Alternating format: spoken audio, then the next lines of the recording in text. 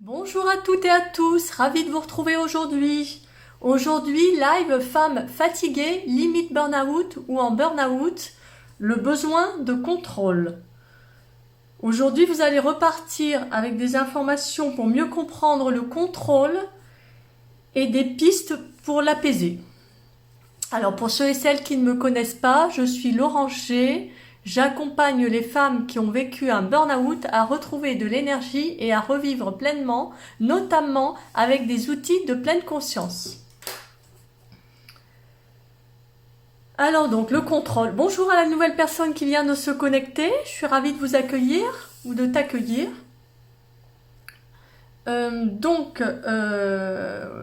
Et puis également, oui, je voulais vous dire, j'ai vécu un gros burn-out après 6 ans de souffrance au travail et une reconstruction longue. Bonjour Valérie, j'espère que tu vas bien. Ravie de t'accueillir. Donc avec ce contrôle, vous prévoyez beaucoup de détails. Vous êtes dans le détail, vous les prévoyez, vous les contrôlez. L'imprévu a tendance à vous angoisser. Il m'est arrivé que les imprévus m'angoissent beaucoup. J'ai développé un tag trouble anxieux généralisé pendant 1 an après mon burn-out. J'ai réussi à m'en sortir, à le surmonter. Bon, ça a pris un certain temps. Alors j'ai fait beaucoup de respiration. Je me suis exercée et de la marche dans la nature pour me reconnecter, pour arrêter de penser à toutes ces choses qui me faisaient peur, que je pensais ne pas pouvoir faire.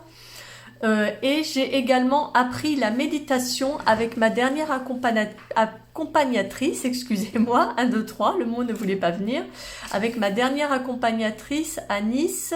Donc j'ai fait preuve de persévérance, j'ai répété, j'ai retenté. C'est sûr que la méditation au départ, c'est assez difficile pour réussir à se concentrer, ne pas laisser les pensées venir sans arrêt, les attraper et être déconcentré par toutes choses qui sont autour de nous ou toute inquiétude, peur qui passe. Et donc je faisais des réglages, des ajustements avec mon accompagnatrice et j'ai fait preuve de constance grâce à son aide. Je n'ai pas abandonné, elle m'encourageait à continuer et j'ai fini. Excusez-moi, il y a eu un petit bug. J'ai fini par pouvoir surmonter pas à pas ce tag, trouble anxieux généralisé, et également avec l'aide de mes proches qui me soutenaient. Alors, on prend le contrôle, l'impression de prendre le contrôle sur les choses nous donne la sensation on a la sensation d'agir en fait. Ça nous donne la sensation d'agir. D'être comme si on était maître de notre vie, pardon, j'ai une mèche qui me gêne, et de ne pas subir les événements avec cette sensation d'agir, de ne pas subir, mais trop maîtriser pour moi à un moment donné est devenu vraiment épuisant, fatigant et manquant de plaisir dans ma vie. En fait, c'est comme le contrôle est comme une réaction de défense qui nous rassure parfois. Est-ce que les imprévus vous angoissent? Mettez-moi un pouce si oui. Est-ce que le contrôle vous donne l'impression d'agir? Mettez-moi un smiley sourire si vous voulez ou un commentaire. Et est-ce que vous trouvez parfois fatigant de contrôler les choses, de beaucoup contrôler beaucoup de choses, de vérifier, d'aller plusieurs fois revoir si c'est bon, réessayer de refaire mieux et de parfois perdre du temps ou de râler à cause de ça, de ne pas être bien à cause de ce contrôle. Alors pour celles qui sont intéressées, je fais une conférence le mardi 15 juin à 10h, 1 heure pour vous sur Zoom. Le nom de la conférence, 3 clés essentielles pour arrêter de vous oublier. Je mettrai le lien en commentaire pour vous inscrire pour recevoir le lien Zoom. Alors, ce besoin de contrôle peut parfois être un manque de confiance en soi.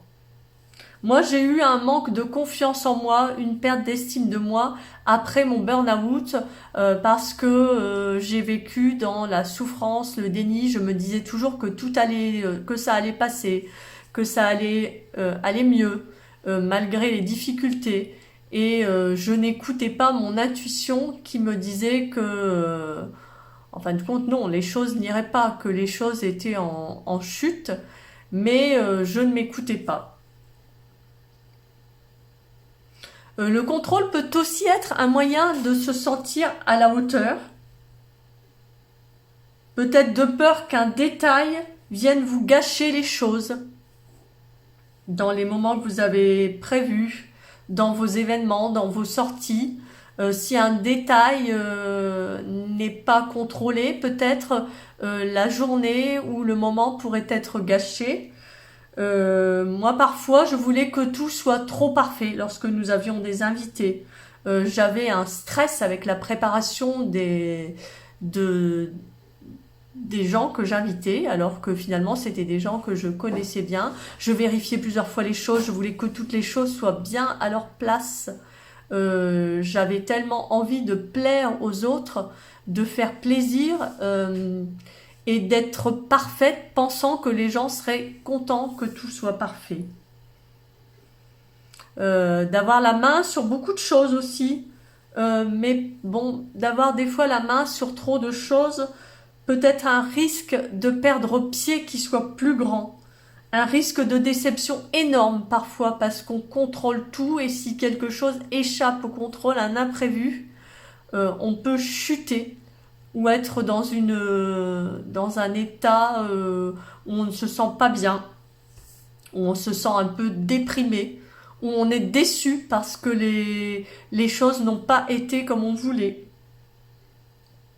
Alors également le contrôle n'est pas facile à vivre pour l'entourage parce que l'entourage vous voit tout vérifier, faire plusieurs fois, vouloir tout maîtriser. Et ça peut être difficile à vivre aussi pour l'entourage. Moi, je pense que parfois, des fois, pour mon entourage, ça a été difficile à vivre. Je sais qu'un jour, quelqu'un de ma famille m'a dit « Mais laisse-en un peu, Laurence, tu te gâches la vie à toujours vouloir tout, que tout soit parfait, d'être la femme idéale. En fait, tu t'épuises et les autres n'attendent probablement pas autant que ça de toi. » Alors, on peut essayer de se détendre pour un peu lâcher ça, lâcher prise. Essayez-vous de vous imaginer que vous vous concentrez sur votre corps, sur le monde qui vous entoure.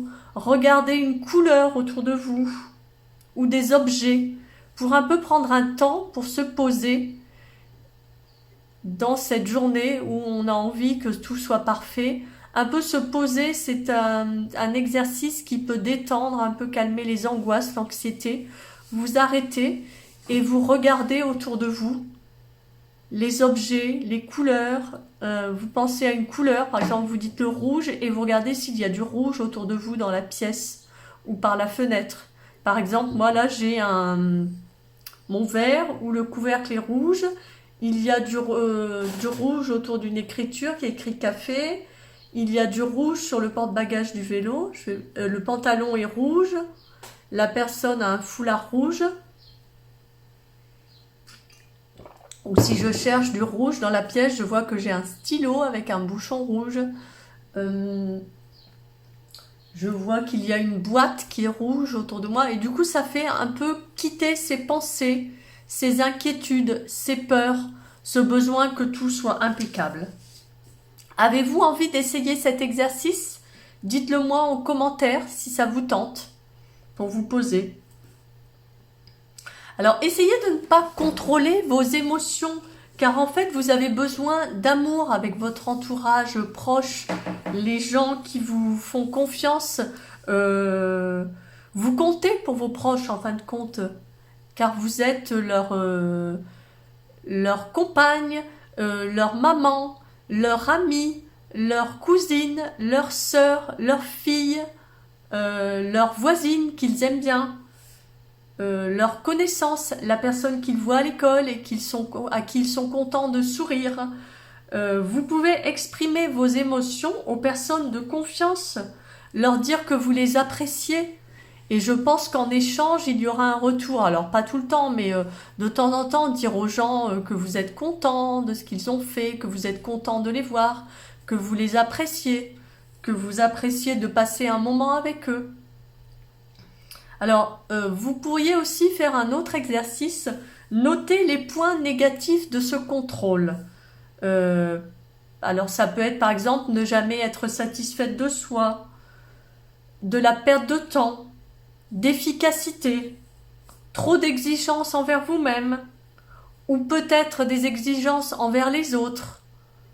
Réfléchissez quels peuvent être les points. Par exemple, moi je sais que c'était fatigant parce que je retournais toujours vérifier, je prévoyais trop de choses, donc j'anticipais trop. J'étais beaucoup dans la programmation des choses de ma vie. Et c'est vrai qu'à force, j'étais dans un mode robot qui contrôle, d'autocontrôle. Donc réfléchissez quels peuvent être les points négatifs de ce contrôle qui peuvent être fatigants dans votre vie, faire perdre un peu de plaisir dans votre vie, un peu de spontanéité. Avez-vous ces points ou en avez-vous d'autres? Vous pourrez me le noter en commentaire si vous avez envie. Je redis pour ceux et celles qui regarderont en replay ou qui arrivent, donc ma conférence le mardi 15 juin à 10h heure française, car j'ai des Québécoises qui me suivent, donc je reprécise heure française. Je vous mets le lien pour l'inscription, pour recevoir le lien Zoom en commentaire. Ma conférence s'appelle 3 clés essentielles pour arrêter de vous oublier. 1 heure pour vous, pour échanger sur votre burn-out et pour parler de votre reconstruction. Un deuxième point que vous pourriez tenter, c'est accepter de ne pas plaire à tout le monde. Vous passez peut-être du temps sur les détails ou à vérifier car le résultat ne vous satisfait pas. Et vous pensez que le résultat ne va pas satisfaire les autres ou que les autres vont peut-être penser que ça n'est pas bon, que ça ne va pas, que ça ne leur plaira pas. Mais vous n'en êtes pas sûr que ça ne leur plaira pas. Vous avez d'une certaine façon peur de ce que les autres peuvent dire sur ce que vous faites, la façon dont vous agissez. Plaire à tout le monde, n'est-ce pas plaire à n'importe qui? Peut-être se concentrer sur vous, votre famille et votre entourage, les gens que vous aimez. Pas à n'importe qui dans la rue que vous croisez, car ce n'importe qui, je ne pense pas qu'il regarde ce que vous fassiez. Ou vos voisins, je ne pense pas qu'ils se demandent ce que vous faites ou comment vous le faites ou qu'ils puissent juger. Quoi que vous fassiez, de bon ou de mauvais, il y aura toujours des gens qui n'apprécieront pas ce que vous faites, d'autres qui seront neutres, et d'autres peut-être qui critiqueront. Ça, nous n'y pouvons rien, c'est la vie. Il y aura toujours des gens qui n'aimeront pas ce que vous faites, comment vous agissez, qui vous êtes. Ou d'autres qui n'ont pas qui sont neutres, qui n'ont rien à en dire, et puis d'autres qui critiqueront, qui râleront, qui ne seront pas satisfaits, qui n'aimeront pas. Mais ça, il y en aura toujours qui n'aimeront pas, et nous n'y pouvons rien, c'est ainsi. Ne pensez pas au jugement des autres, c'est leur vision, leur réalité, leur peur, leur façon de voir la vie qui n'est pas forcément la même que vous. Et n'entrez pas forcément en conflit quand l'autre n'est pas d'accord. Vous pouvez dire « Ok, nous ne voyons pas les choses de la même façon. Je peux te donner mon point de vue si tu as envie. Donne-moi le tien, je l'écoute. » Alors peut-être qu'on peut réajuster entre les deux points de vue, en apprendre un petit peu de son point de vue et lui ou elle en apprendre un petit peu de votre point de vue. Et si la personne ne veut pas en discuter plus, eh bien il y a des tas d'autres sujets dont on peut discuter sans être dans le conflit, dire d'accord, on n'a pas la même vision, c'est ok pour moi. Voilà, c'est ce que je voulais vous partager aujourd'hui. Je suis ravie d'avoir été avec vous et de nos échanges. Donc je vous redis, ma conférence est le mardi 15 juin à 10 heures sur Zoom. 3 clés essentielles pour arrêter de vous oublier. Si vous avez envie de prendre votre place, de retrouver confiance en vous et estime de vous, osez prendre des décisions qui vous tiennent à cœur. Je serai ravie de vous accueillir lors de ma conférence. Je vous mets le lien en commentaire pour recevoir le lien Zoom pour vous inscrire et des informations sur la conférence. Mon prochain live sera dans 15 jours, le vendredi 18 juin à 10 heures. Je serai ravie d'échanger de nouveau avec vous. Si vous avez des connaissances qui pourraient être intéressées par mes lives ou par ma conférence ou par ma page, vous pouvez leur donner le nom de ma page. Je serai ravie de les accueillir. Laurence G, coach Burnout Toulon. Donc je serai ravie de vous retrouver dans 15 jours lors de mon live. Belle journée à vous. Merci beaucoup.